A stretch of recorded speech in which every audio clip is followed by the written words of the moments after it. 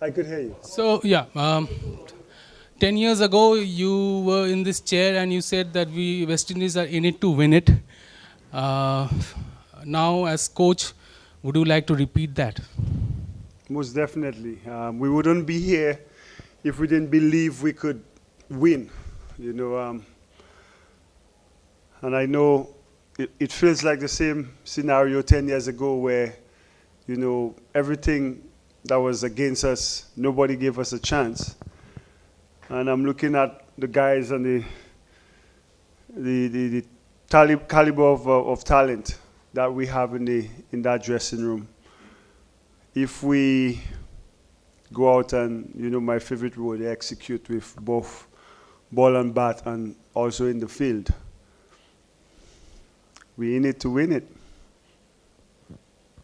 Uh, Darren, 10 years ago, as you said, Johnson Charles is the only player from Jason. that, Jason, in the team, one of the players from the team, and he's been in and out of the team in between as well, and you have worked with him during the time in CPL. Could you talk about what he brings to the table in this day and age where he is in his career?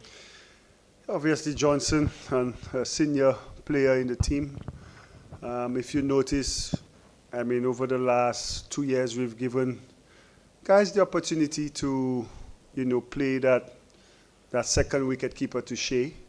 And to be fair, no one has really grabbed on the opportunity. And Johnson still, in all what's going on, he's still one of the better performers. With his experience that he brings, especially over here,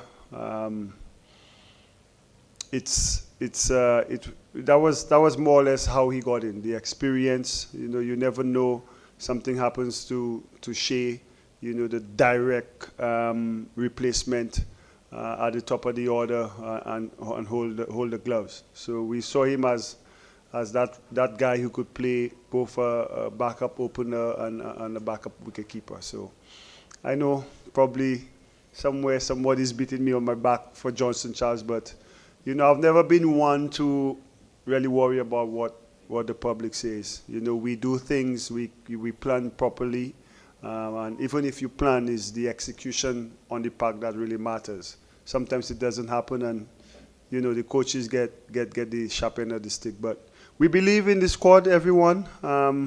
We got some new players. We got some experienced guys, and that's what you want a team to be made up of. Hi Darren, Sresh from Cricinfo here. I want to ask you about the highs and lows of West Indies cricket, because in the last 10 years, we've seen that you guys win some amazing games, and there are some games which are just drubbings, or maybe there's the Nepal series as well, which it's kind of shocking for a team like West Indies, who, irrespective of who was part of that squad. The best teams are known to be consistent, that is, maybe win close games, or also maybe lose close games. We don't seem to see that with West Indies often. Do you think that the team just sometimes decides that we've lost this so badly, let's just move on to the next game and check out a bit too early? And in a tournament like this, when net run rates matter and stuff like that, what's your opinion? And maybe I am totally wrong. You can tell me if I'm wrong. I think you look at the history of, the T20 tournaments. We one of three teams who've won the title twice. I think we probably need top 5 in terms of World Cup T20 games won. There was a period between probably 2009 to 2016 where we really invented the game. Cycles come, and especially with us, the challenges that we face, in keeping players, in developing players, whether it be facility-wise, whether it be systems that we have. We face a whole lot of challenges, but I'm not one to make mistakes. I dream for an era where we say we did this because of and not in spite of, but that's what we have. I remember back in the day, you hear the stories of Survive and these guys, but they went on to dominate for 17 years. We, between 2007 to 2016, we we develop leagues all over the world and develop the T20 game as well. So, but with that, our talent was, we never really had it. Look at that 2016 team, never got the opportunity to pass on the knowledge to the crop that we have now. So a lot has been against us, but now we're here in a World Cup, and we believe that we could have an impact, and that impact could take us to winning. It will take a massive effort from everyone, but one that is not impossible. And you lose games. You saw, I think one of the games, I think South Africa lost to another team, but we don't carry this to the World Cup. We here started at Eden Gardens, a place that brings so much memory and history, and I'm pretty sure that will inspire the guys. So I'm looking forward to tomorrow, and take it one game at a time. Can I ask a follow-up? Okay. So my follow-up is about your opponents in this group. Record is always not great. We have a difficult team tomorrow in terms of at least West Indies' history. How do you tell the boys to forget all that and consider being the favorite going into these games against teams who you have lost against very recently? Yeah, Scotland has always been a tricky opponent, but when you go in a tournament, you trust in the preparation that you've put in, and when you prepare well, you give yourself the best chance of performing. If you're gonna go in and doubt and think of the past of oh, they've beaten us before in tournaments, then you're already behind the 8 ball. I think the way these guys have prepared, the way we've managed to have guys who are in form playing cricket, and again, the key word is execution, and the belief that you have in yourself and in your teammates that you deserve to win, and you go and play like you deserve to win. But like we've seen in T20 terms, the shorter the games, the closer it brings the team. So I will not sit down there and say we're favorites. We got to execute a good game of cricket every single time for us to win, and that's what we're looking to do.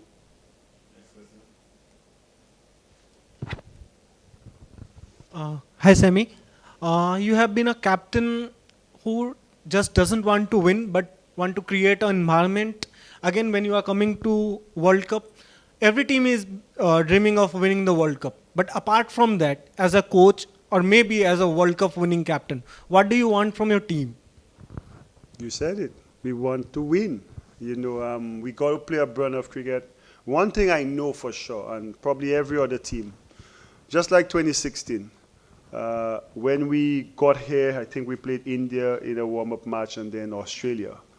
And we sat around the table, the senior guys, Coach Phil at that time, and we said, in order to win this World Cup, you have to go through India. It's even a bigger challenge now. Nobody's winning this World Cup if they don't go through India, whether you have to beat India in a knockout stage, whether it be a semi-final or final. So they're the favorites, and every team has to play really well to beat India at home. It's their cup to lose. But it was the same scenario when I sat in Mumbai in a press conference and I said it's David versus Goliath. But in order to get to the knockouts, you got to play each game well. And I think it's all about picking up momentum. Each game, we got a tricky one tomorrow. Then we got England at the Wankhede, some place that has been good to us in India. Then we, Italy and Nepal. So it's going to be a fun tournament, but we really got to be on the ball. And I watched these guys play that series in South Africa. I watched them here. Yes, the results have not been good, but there is something I see in those guys' eyes that makes me believe that we could go all the way. Two of your best guys have played a lot of cricket here, Sunil Narine and Russell. those guys who are playing now in your playing 11 or in the team, have they had any conversation with Russell and Narin about the Kolkata pitch and each and everything? I'm pretty sure some of the guys would have reached out. But look, we're in 2026, correct? Yeah, 2026.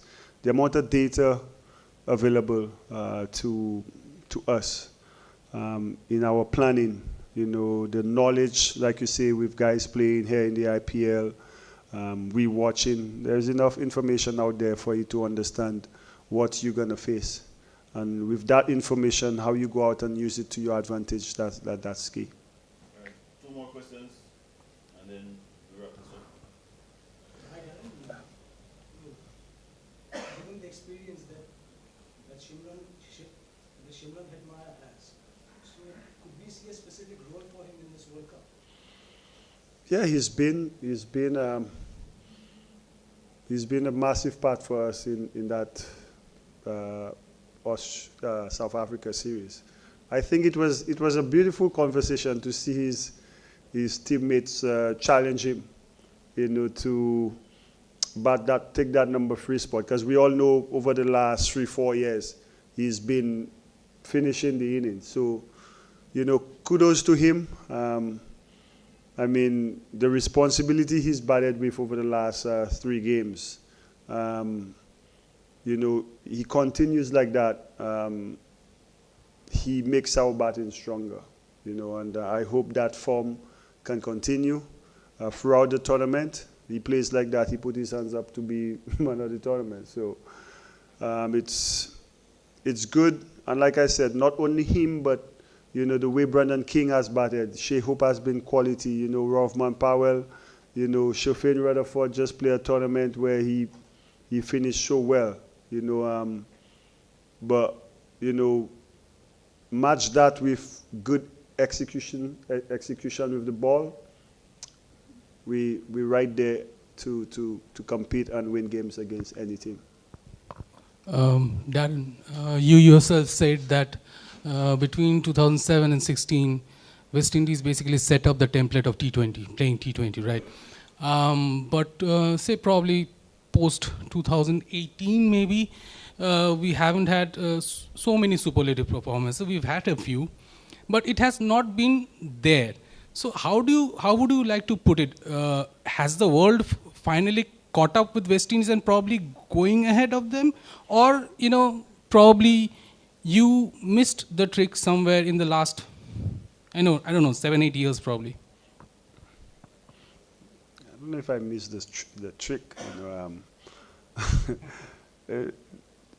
West Indies cricket is how would I describe it? It's a world of itself. Somebody said highs and lows. And just this morning I was having a conversation with our manager, Ron Lewis. And he said he saw something where they had everybody where they started. And then you saw West Indies, and then there was Bangladesh, New Zealand. And then over the years, everybody started. And then now West Indies is here. I think I said it last time I was in India. It's a lot that has happened, whether it be administration, whether it be players going in different directions. But it's the West Indies. You can't talk about cricket and not talk about the West Indies.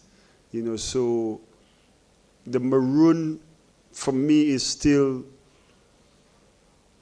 what makes me who I am today. You talk about the Caribbean, West Indies cricketers are known better than the prime ministers.